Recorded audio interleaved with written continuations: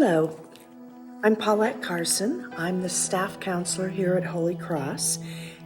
So, you know that discomfort that you're feeling, that irritability, that sadness, that brain fog? That discomfort is grief. So let's take a few minutes today to consider grief, the impact on us during this unusual time. And we start the discussion with an acknowledgement that grief is the natural, normal response to loss, not just death. We've all experienced a series of significant losses. Losses of routine, loss of social connections, loss of milestone events such as prom, graduation, birthday celebrations, weddings. We have unmet expectations, hopes, and dreams. Things aren't turning out the way we expected them to. And we have a loss of a sense of safety and predictability. So, a good way to begin to understand grief and to work through it is to recognize that there are stages of grief. Because human beings are complex, this doesn't always happen in order or in a linear way. But in general, there are 6 stages in a grief process. The first is denial. So, for example, the virus isn't really going to impact us. It's just some political conspiracy. Then we move into anger. You're making me miss so many important activities. You're making me stay home. It's driving me nuts. Bargaining is the next phase. Okay, I will stay home for 2 or 3 weeks, and then this will all be over, right?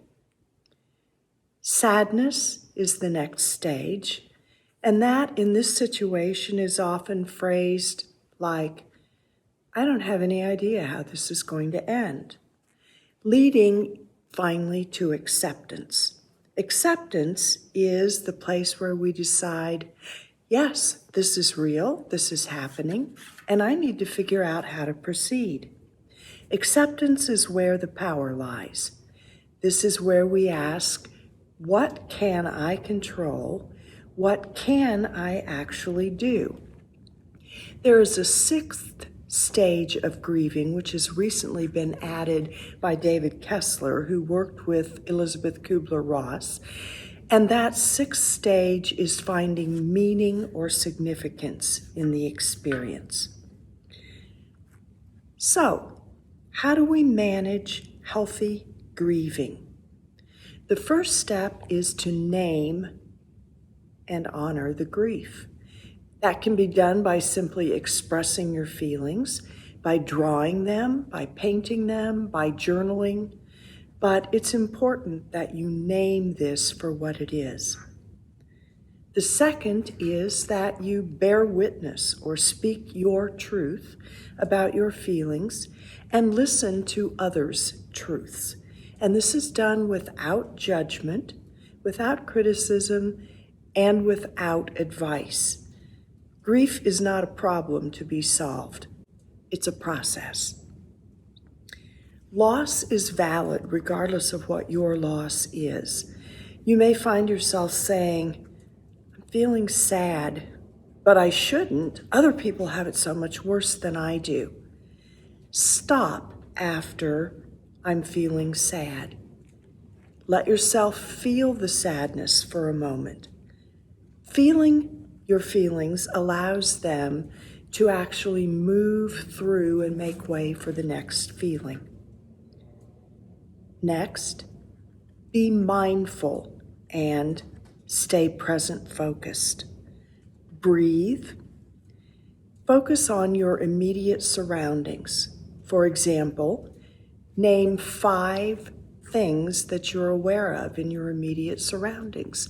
The temperature, the sounds, the colors that you see, the textures that you feel, anything that catches your attention and grounds you in the here and now. When you are focused in the present, it's very difficult to get stuck in the past, grieving, or to anticipate the future, which can create anxiety. Be compassionate. This is a time when we all need extra grace. Be compassionate with yourself as well as with others. And lastly, be open to joy and gratitude. Pray, praise, and give thanks.